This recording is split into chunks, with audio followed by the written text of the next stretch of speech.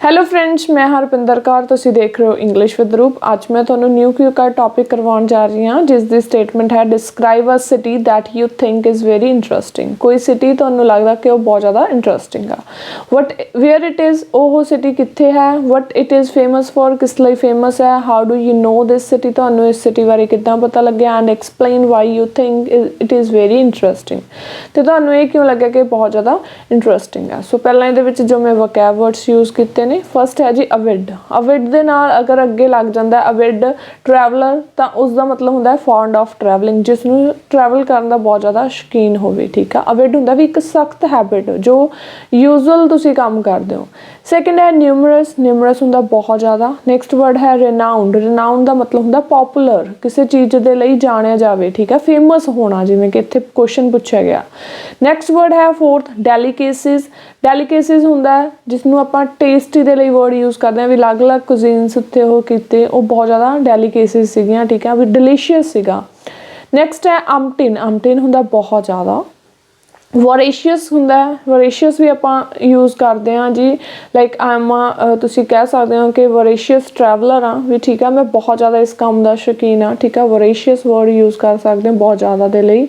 Next ਹੈ ਜੀ ਐਪੀਟੋਮ of perfection, totally perfect ਹੋਵੇ ਕੋਈ ਵੀ ਕੰਮ। ਨੈਕਸਟ ਹੈ ਕੰਟੈਂਪਰੇਰੀ। ਕੰਟੈਂਪਰੇਰੀ ਯੂਜ਼ ਕੀਤਾ ਜਾਂਦਾ ਮਾਡਰਨ ਦੇ ਲਈ। ਠੀਕ ਆ, ਹਰਕੁਲੇਨ ਹੁੰਦਾ ਡਿਫੀਕਲਟ। ਡੈਟਰੀਮੈਂਟਲ ਨੈਗੇਟਿਵ ਹੋਵੇ ਜੋ। ਠੀਕ ਆ, ਮਤਲਬ ਕਿ ਡੇਂਜਰਸ, ਡੈਟਰੀਮੈਂਟਲ ਨੈਗੇਟਿਵ ਇਫੈਕਟ ਹੋਵੇ। ਨੈਕਸਟ ਵਰਡ ਦੀ ਜੋ ਪ੍ਰੋਨਾਂਸੀਏਸ਼ਨ ਹੈ ਉਹ ਹੈ ਜੀ ਡੈਟਰੈਂਟ। ਡੈਟਰੈਂਟ ਦਾ ਮੀਨਿੰਗ ਹੁੰਦਾ ਲਾਈਕ ਡਿਸਕਰੇਜਮੈਂਟ, ਕੋਈ ਕੰਮ ਕਰਨ ਨੂੰ ਰੋਕਣ ਵਾਲਾ। ਠੀਕ ਹੈ, deterrent.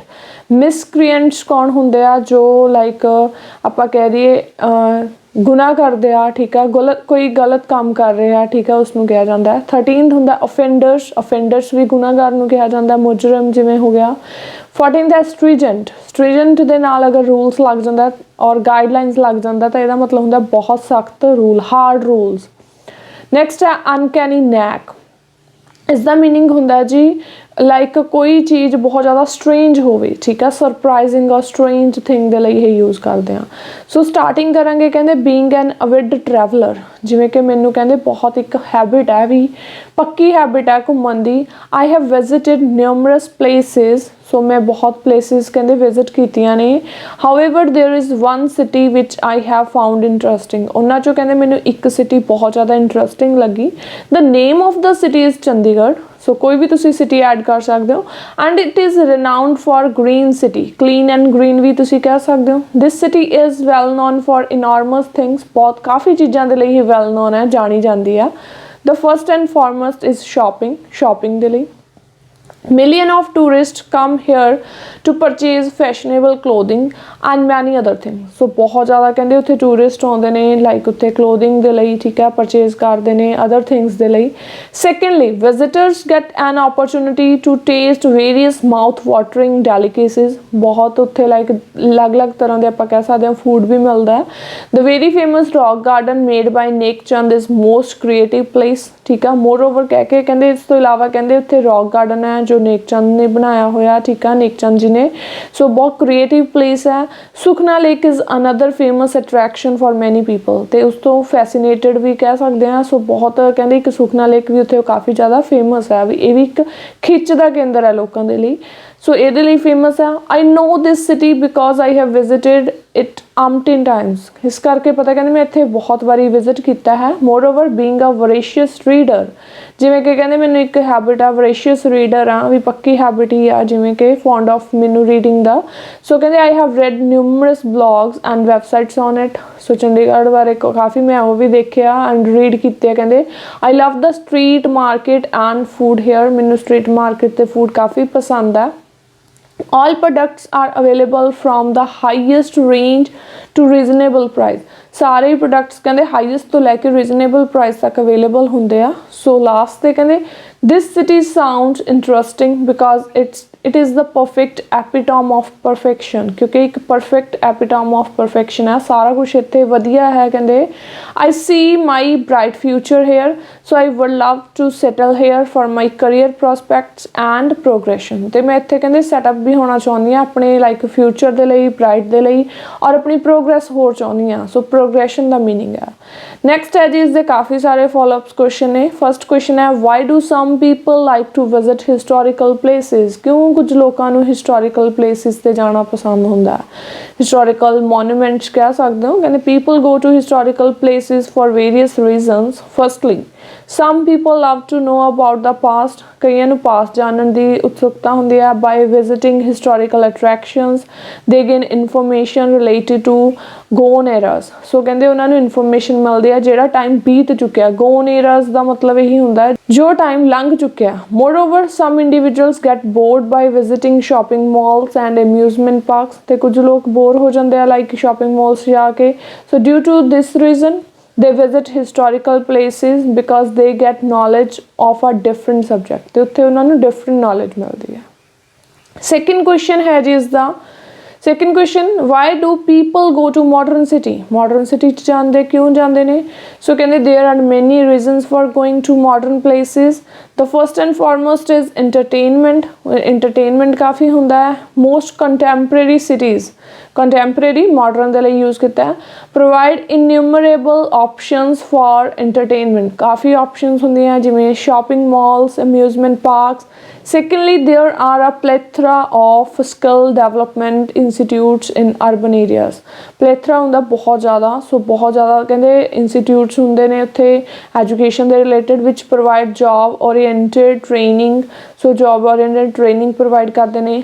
lastly people visit cities to get better healthcare services या healthcare facilities, most modern cities have multi speciality hospitals which provide quality medical treatment, ਤੇ ਇਸ ਤੋਂ ਇਲਾਵਾ ਇਹ ਵਾਲੀਆਂ facilities ਕਹਿੰਦੇ ਉੱਥੇ modern city 'ਚ ਮਿਲਦੀਆਂ ਨੇ। थर्ड क्वेश्चन है what are the problems caused by maintaining a historical city, so किहड़ियां प्रॉब्लम्स होंदियां। सो कहते two problems result from maintaining historical cities. First and foremost it weakens the economy because the administration requires substantial funds, बहुत ज़्यादा funds की जरूरत होंदी है for the upkeep of the infrastructure, ताकि उन्होंने अप टू डेट रखा जा सके। Moreover it causes inconvenience to the natives of that place, sometimes they have to move to a different place because of government policies। so कहते उत्थों दे लोकां नूं भी परेशानी आउंदी है। next है do you think having too many tourists is a positive thing for historical attractions, कहते कि बहुत ज़्यादा टूरिस्ट एक पॉजिटिव वो है। कहते in my opinion excess of everything is bad, जो ज़रूरत तो ज़्यादा होगा तो हमेशा बैड ही होगा। No doubt many tourist could generate more revenue for the government, revenue मिल के इनकम जनरेट करते हैं and the locals, but it puts a burden on the city's infrastructure. Due to that maintenance of historical attractions become a herculean task, but कहते बहुत ज़्यादा burden भी हो जाता है, maintenance रखनी पैंदी है।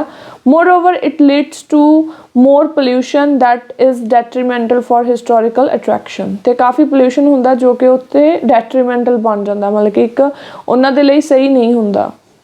फिफ्थ है what can we do to stop visitors from damaging historical places, आपां की कर सकते हैं, कितना स्टॉप कर सकते हैं विजिटर्स नूं कि वो हिस्टोरिकल प्लेसिस नूं डैमेज ना करन।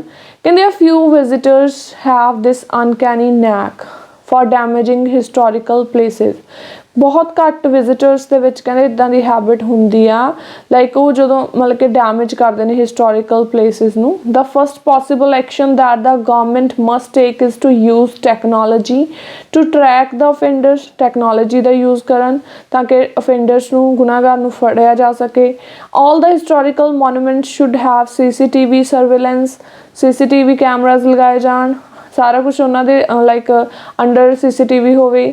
The benefit it serves is that it act as a deterrent for the miscreants, मतलब कि ਉਹ miscreants ਨੂੰ ਕਹਿੰਦੇ ਜੋ ਗੁਨਾਹਗਾਰ ਨੇ ਉਹਨਾਂ ਨੂੰ ਰੋਕਣਗੇ, ਠੀਕ ਆ, ਰੋਕੂਗਾ ਜੋ ਵੀ ਜੇ CCTV ਲਗਾਏ ਜਾਂਦੇ ਆ। deterrent मतलब ਕਿ ਉਹਨਾਂ ਨੂੰ ਉਹ ਕੰਮ ਕਰਨ ਤੋਂ ਰੋਕੂਗਾ। So moreover authorities must frame stringent guidelines, ਤੇ ਕੁਝ ਸਖਤ rules ਵੀ ਬਣਾਉਣੇ ਚਾਹੀਦੇ ਆ। Next 6th question ਹੈ, do you think too many tourists is a positive thing for historical attractions? ਤੁਹਾਨੂੰ ਕੀ ਲੱਗਦਾ है कि जे बहुत ज़्यादा टूरिस्ट होंगे तो एक पॉजिटिव थिंग होगी। सो कहते it generates revenue for the government and the locals, revenue generate होगा। It helps both of them as many business thrive primarily on tourism, बहुत बिजनेसिस कहते की आ इस ते बेस होंगे ने, थ्राइव मतलब कि टूरिज्म ते बेस होंगे ने। सो it spreads awareness of the historical attractions throughout the world. However, the city becomes polluted due to the traffic congestion. So यही सिर्फ पॉजिटिव थिंग पूछी गई सी। हाउएवर करके ਆਪਾਂ ऑन द अदर हैंड दसता, नेगेटिव भी दसता। नेक्स्ट 7th क्वेश्चन है जी, the why do some young people like to live in cities? So क्यों कुछ यंग पीपल ਨੂੰ सिटीज़ 'ਚ ਰਹਿਣਾ ਪਸੰਦ ਹੁੰਦਾ? Some young people like to live in cities due to 2 reasons. Firstly, cities provide too many sources of entertainment. Secondly, the earnings are higher in cities than in rural areas. ਆਪਾਂ ਸਿਰਫ 2 main reason ਦੱਸੇ ਆ, ਇੱਕ ਤਾਂ entertainment, second earning ਬਹੁਤ ਜ਼ਿਆਦਾ ਹੁੰਦੀ ਆ, ਐਂਡ ਫੈਸਿਲਿਟੀਜ਼ ਤੁਸੀਂ ਐਡ ਕਰ ਸਕਦੇ ਹੋ ਜਿਵੇਂ ਆਪਾਂ ਪਹਿਲਾਂ ਕੁਐਸਚਨ ਕੀਤਾ। ਨੈਕਸਟ ਕੁਐਸਚਨ ਹੈ, do most elderly people live in the city or the country side? ਤੁਹਾਨੂੰ ਕੀ ਲੱਗਦਾ ਹੈ ਕਿ ਐਲਡਰਲੀ ਪੀਪਲ ਕਿੱਥੇ ਰਹਿਣਾ ਪਸੰਦ ਕਰਦੇ ਨੇ? So the elderly know the benefit of spending life in the arms of nature. So ਕਹਿੰਦੇ ਉਹਨਾਂ ਨੂੰ ਆਪਣੀ ਲਾਈਫ ਸਪੈਂਡ ਕਰਨਾ ਕਿੱਥੇ, ਕੁਦਰਤ ਦੇ ਨੇੜੇ ਪਸੰਦ ਹੈ। So that is why a large percentage of senior citizens live in the countryside. ਇਸੇ ਕਰਕੇ ਕਹਿੰਦੇ ਬਹੁਤ ਸਾਰੇ ਜਿਹੜੇ ਓਲਡਰ ਪੀਪਲ ਨੇ ਉਹ ਕਿੱਥੇ ਰਹਿੰਦੇ ਨੇ, ਕੰਟਰੀ ਸਾਈਡ ਏਰੀਆ ਦੇ ਵਿੱਚ। ਠੀਕ ਹੈ ਫਰੈਂਡਸ, ਇਹ ਸੀ ਅੱਜ ਦਾ QCard ਟੌਪਿਕ। ਜੇ ਤੁਹਾਨੂੰ ਮੇਰੀ ਅੱਜ ਦੀ ਕਲਾਸ ਵਧੀਆ ਲੱਗੀ, ਲਾਈਕ ਤੇ ਕਮੈਂਟ ਕਰਕੇ ਜ਼ਰੂਰ ਦੱਸਿਓ। ਮਿਲਦੇ ਹਾਂ ਜੀ ਨਵੀਂ ਵੀਡੀਓ ਦੇ ਨਾਲ। Bye bye, take care.